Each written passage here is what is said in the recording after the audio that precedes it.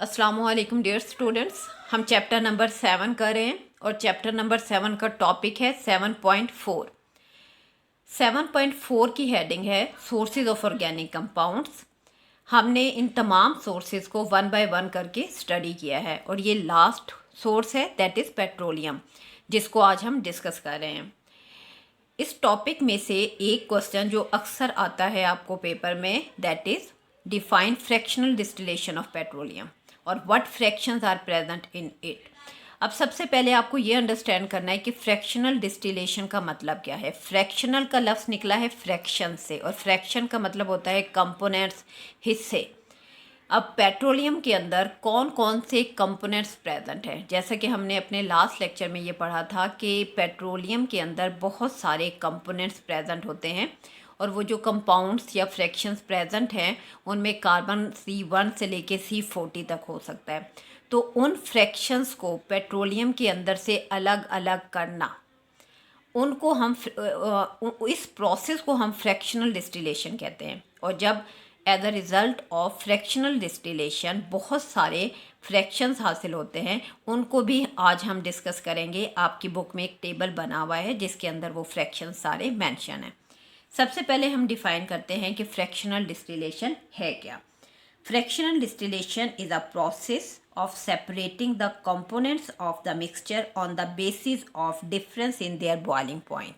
अगर हम इसकी डेफिनेशन लिखें तो हम ये कहेंगे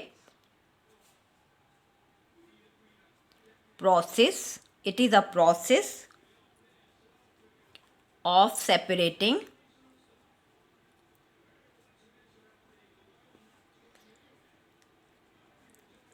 components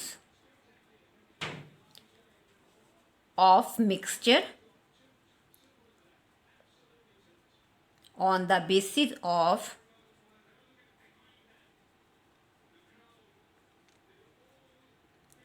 difference in boiling point.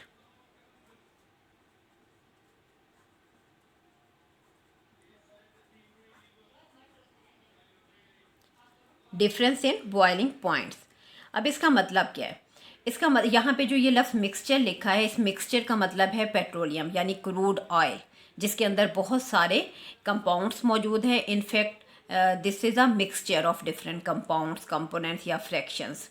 अब फिर नेक्स्ट लिखा हुआ है on the basis of difference in boiling point, कि बॉइलिंग पॉइंट में डिफरेंस की बेस पे इनको अलग करना। अब ये एक टेक्निकल पॉइंट है कि किस तरह से फ्रैक्शंस को हम अलग करते हैं और उसकी बेस क्या होती है। इस मकसद के लिए एक फनल इस कॉलम इस्तेमाल करते हैं जिसको हम कहते हैं कि डिस्टिलेशन कॉलम। अगर हम इसकी पिक्चर फ़र्ज़ करें, मैं आपको पिक्चर बना के समझाऊं तो आपको ज़्यादा बेहतर तरीके से समझ आ जाएगा। इसके लिए इस तरह से होता है कि एक यहाँ पे एक कंटेनर है, इस कंटेनर के अंदर, ये जो एक कंटेनर है इसके अंदर हम कहते हैं कि क्रूड ऑयल। क्रूड ऑयल का क्या मतलब है? यानी कि ज़मीन के अंदर अर्थ क्रस्ट से जो निकलता है पेट्रोलियम, जो कि क्रूड फॉर्म में है, वो यहाँ पे प्रेजेंट होता है। इसको हीट किया जाता है, ख़ास प्रोसेस के ज़रिए इसको हम हीट करते हैं। अब जाहिर है ये बॉयल होना शुरू हो जाएगा। आगे इसके साथ एक डिस्टिलेशन कॉलम लगा होता है। कॉलम को इस तरह से डिज़ाइन किया होता है कि ये यहाँ से यहाँ ऐसे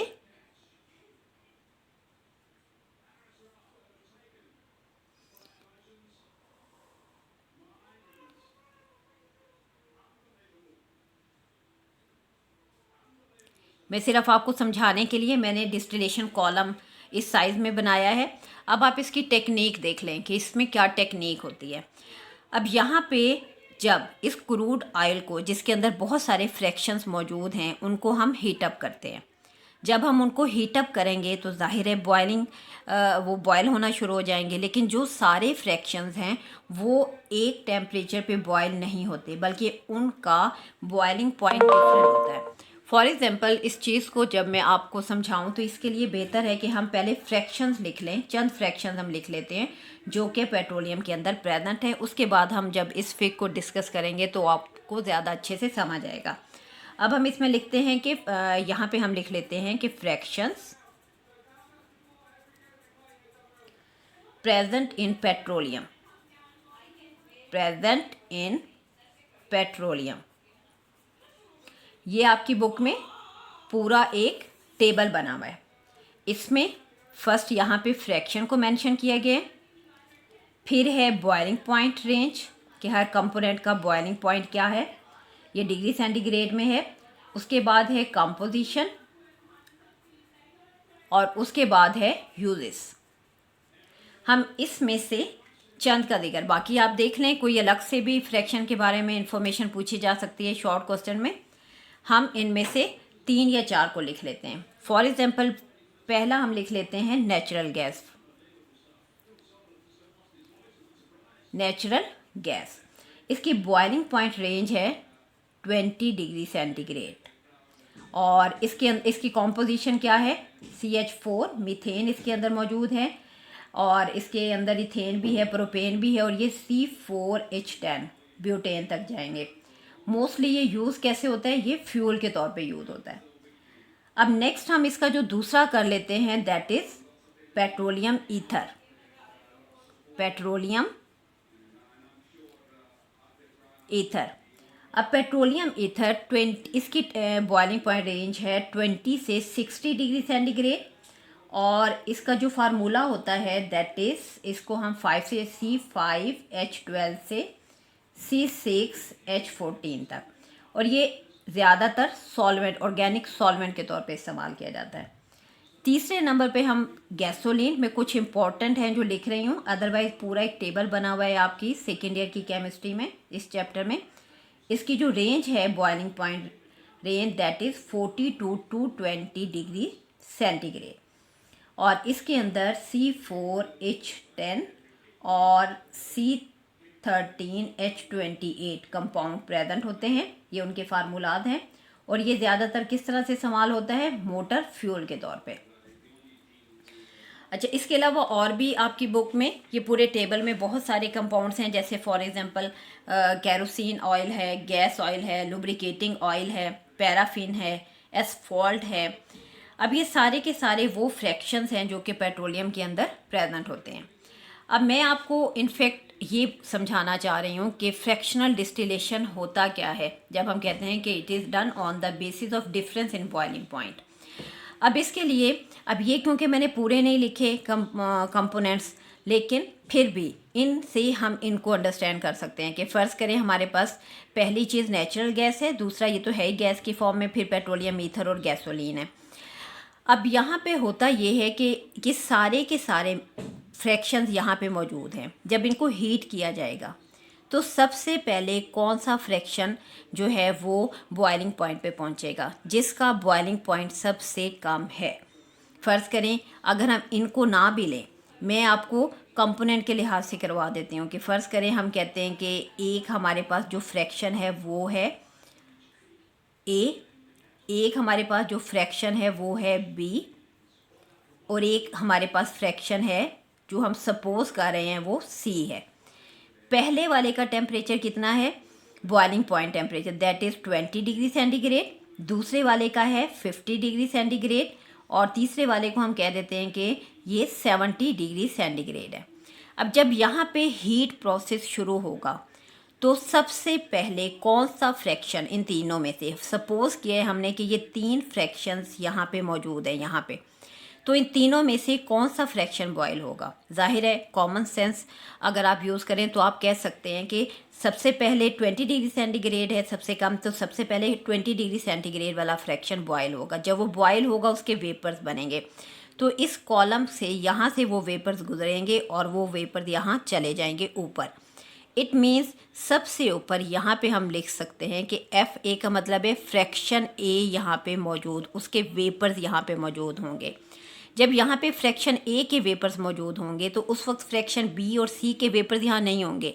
क्यों? क्योंकि उस वक्त टेम्परेचर 20 डिग्री सेंटीग्रेड था और 20 डिग्री सेंटीग्रेड पे फ्रैक्शन B और फ्रैक्शन C बॉयल नहीं हो सकते, उनके वेपर्स नहीं बनेंगे। तो यहाँ से ये जो फ्रैक्शन A के तमाम वेपर जब आ जाते हैं तो उनको यहाँ से अलग कर लिया जाता है एक ख़ास प्रोसेस के ज़रिए। इस तरह से फ्रैक्शन A अलग हो जाएगा। फिर हम इसको मज़ीद हीट हम करते जा रहे हैं। तो जब टेम्परेचर 50 डिग्री सेंटीग्रेड होगा तो फ्रैक्शन बी के वेपर यहाँ से यहाँ पे आ जाएंगे, फ्रैक्शन बी के, fraction f b mean fraction b के। इन फ्रैक्शन बी को यहाँ से फिर अलग कर लिया जाएगा, यहाँ से अलग कर लेते हैं। यानी जब फ्रैक्शन बी जब यहाँ पे पहुँचता है तो फ्रैक्शन ए के वेपर्स निकाल लिए गए होते हैं, यहाँ पे मिक्स नहीं होते। फिर फ्रैक्शन बी जब यहाँ पे पहुँचा तो उस वक्त फ्रैक्शन सी के वेपर्स नहीं होंगे क्योंकि 70 डिग्री सेंटीग्रेड अभी नहीं आया था। तो फ्रैक्शन बी को यहाँ से निकालेंगे। फिर मज़ीद टेम्परेचर बढ़ाते हैं तो 70 डिग्री सेंटीग्रेड हो जाता है। फिर 70 डिग्री सेंटीग्रेड पे फ्रैक्शन सी अवेपोरेट होके आएगा और फिर फ्रैक्शन सी को भी इसी तरह इस कॉलम से निकाल लिया जाता है। यानी आप अगर ये फिग आपको थोड़ी समझ आई है तो आप नोट करें कि इस फिग में मुख्तलिफ़ किस्म के प्रोसेस हैं। एक है बॉइलिंग पॉइंट का, उस बॉइलिंग पॉइंट की बेस पे मुख्तलिफ़ कंटेनर्स लगा के फ्रैक्शंस को अलग किया गया। अगर इन तीनों फ्रैक्शंस का बॉइलिंग पॉइंट सेम होता तो इन्हें अलग नहीं किया जा सकता था, क्योंकि इन फ्रैक्शंस के बॉइलिंग पॉइंट जो पेट्रोलियम के अंदर मौजूद है, इन फ्रैक्शंस के बॉइलिंग पॉइंट मुख्तलिफ होते हैं और उन बॉइलिंग पॉइंट की बेस पे उन्हें वेपर्स में तब्दील किया जाता है eight their different boiling point, और उनके वेपर्स को अलग कर लिया जाता है और सेपरेशन इस तरह से मुमकिन होती है। तो इसलिए यहाँ पे ये लाइन लिखी हुई है, ये जो आखिरी लाइन है यहाँ पे, कि ये एक प्रोसेस है जिसमें पेट्रोलियम के फ्रैक्शंस को अलग किया जाता है और ये किया जाता है on the basis of difference in their boiling point, क्योंकि इन फ्रैक्शंस के बॉइलिंग पॉइंट्स की वैल्यू में डिफरेंस होता है। तो उम्मीद है आपको थोड़ा बहुत समझ आ गया होगा कि what is fractional distillation of petroleum. और जो फ्रैक्शंस हैं वो चंद मैंने लिख दिए हैं, इसके अलावा आप अपनी बुक में जो टेबल बना है वहाँ से कुछ और भी याद कर सकते हैं। ओके, टेक केयर, अल्लाह हाफिज़।